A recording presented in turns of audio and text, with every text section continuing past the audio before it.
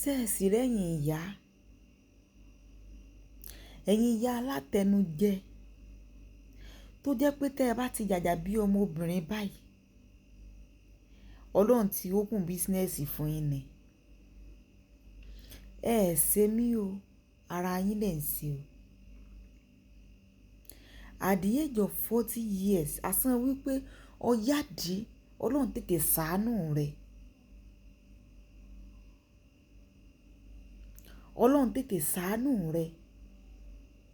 at the age of 35 at the age of 40 ọmọ rẹ̀ ti dàgbà wọ́n ti bàlágà níwọ náà wá ṣiṣẹ́ mọ́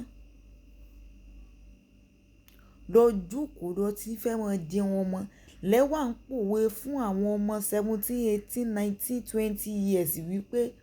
téèyàn bá ti gbọ́n bí ọmọbìnrin àwọn ní máa ń gbọ́n ìsí àti ìyà kúrò lára àwọn òbí tó ń bá ń gbọ́ pàù ayé ẹ̀ ló tàbí gúgúrú sangisa o níbi tó jẹ́ wípé àyà kan wà at the age of 50 60 wọ́n sì tún ṣe kíni wọ́n sì tún ṣiṣẹ́ níbi tó ti jẹ́ wípé àwọn tán bí ọmọ tán tọ́ ọmọ gan mò ń sọ̀rọ̀ àwọn tán tọ́ ọmọ débi téèyàn ń tọ́ ọmọ dé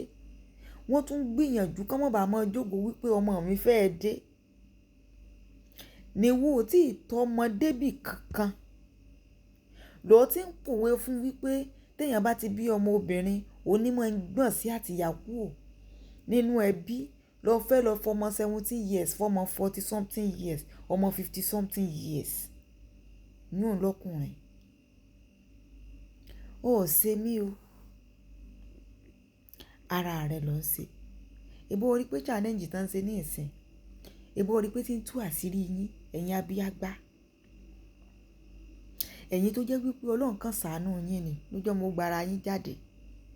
ẹ mọ iyì àwọn ọmọ ọ̀hún ẹ bímọ ni ẹ fẹ́ sojú ṣe ẹ fẹ́ bayé wọn jẹ́ ibi tán tó ẹ̀yin náà dé tó fi tọ́rọ̀ yín fi rí bó ṣe lóun fẹ́ rí channel ẹ̀yin náà lẹ́tún fẹ́ kọ́ ọmọ náà gbà kọjá káyé tiẹ̀ náà ò lè rí bó ṣe lóun ó rí because tí ò bá rí bẹ́ẹ̀ bó lè yóò ṣe máa pòwe wípé ọmọbìnrin ní gbọ̀n sí àtìyá ẹbí nù fún ọmọ 17 years bó lè yóò ṣe lọ́mọ tí ọmọ 17 15 17 years mọ́ ọkùnrin lọ́rùn ní tó yẹ kọ́ mo máa yọ ṣe gẹ́gẹ́ mọ́ bá wí ẹ̀yin òbí kan lẹ́sùn ọmọ yín dá sẹ́wọ̀ ọ̀sán gẹ́gẹ́ kalẹ̀ all is well yín o ọmọ ò tí ì pé 15 years ẹ ti mọ boyfriend bíi mẹ́ta ẹ̀yin lẹ́ẹ̀ mọ̀ kọ́ ọmọ bí ó ṣe mọ bíìlì àwọn boyfriend ọ̀ lè sọ fún pé ọ nídìí kínní ni ọ̀ lè sọ fún pé kó rà bá kú béèrè ó máa rà fún ayé yín ni ayé yín ni ẹ ti ń jẹun ọmọ ìgbà mélòó ẹ ti ń jẹun ọmọ náà nù o ẹ ti jókòó ẹ ti na sẹ́lẹ̀ at the age of 40 years kọ́ mo mọ́ ọmọ oúnjẹ wálé wá fún yín ayé yín ni o èmi ti sọ fáwọn ọkùnrin pé kán jẹ́ mójútó ọmọ wọn kò sí bá ṣe pòkó alájá tà ní pòkó òkùnkùn tá a fi ṣe kò sí bí wọ́n ṣe dákun ọmọ yìí tí wọn ò ní dákọ sọ́ọ̀nì tí wọn ò ní sọ sọ́ọ̀nì èmú wọn mọ̀ nígbà tí ìṣe ọkọ yín náà ń jẹ́ sọ́ọ̀nì èmú yín náà ń jẹ́ ọ̀ọ́ni jẹ́ wọn páàkì jíìpù fún ọmọ 17 years tó nínú ilé kankan máa sọ pé ẹjọ́ màmú ń béèrè lágbájá kọ́ ọmọ ní ẹ dúró ẹjẹ́ ń bá ń pìyàn kí wọn náà mọ lọ́n tó kọ́ ọmọ pìyàn pọ́n mọ̀ ń béèrè rẹ̀ ń tà náà wo ọmọ rẹ̀ gan wọ́n ti ń gbé tìràbáyé wọ́n ti ń gbé kọjá ayé tí wọ́n ò tí ì jẹ rí nígbà bá wà di pọ́n lù wọ́n ní ìsìn ẹ mọ̀ ṣe justice for lágbájá justice for tàmẹ̀dù all is well yín o bó bá wù yín kẹ́ ẹ tún rí àjò ayé yín kẹ́ ẹ tún ṣe bó bá wù yín ẹ máa lù lọ bẹ́ẹ̀ ẹ máa lù lọ bẹ́ẹ̀ ẹ̀yin òbí náà kú ni ọ̀pọ̀lọpọ̀ yín ló ba ayé jẹ́ jù wọ́n kàn ń bú àwọn sẹ́ẹ̀tì wa ni wọn ò ba ayé jẹ́ tó yín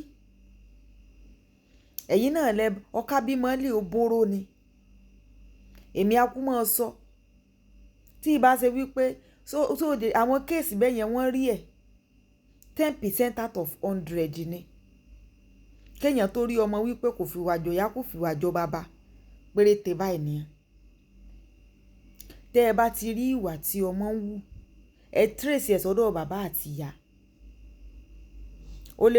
o tún wá lè upgrade tiẹ̀ ju tiẹ̀ lọ o ṣùgbọ́n ẹ bá ń bẹ̀ ṣẹ̀wá náà tó jẹ́ wípé kò jọ̀yà nínú ìwà kò jọ bàbá bíi 10% péré báyìí nìyẹn àbí ká sọ pé 5% kọ́lọ́hún kó ṣàánú ni ọ̀ká bímọ ní òbí oró ni ẹ múra sí i ẹ̀yin náà ò bẹ̀rù yín bòde olè ò ní gbé kò ní gbé rárá kò ní gbé Alájíkẹ́ Rínà ẹ bá ń like comment ẹ share ó dàbọ̀.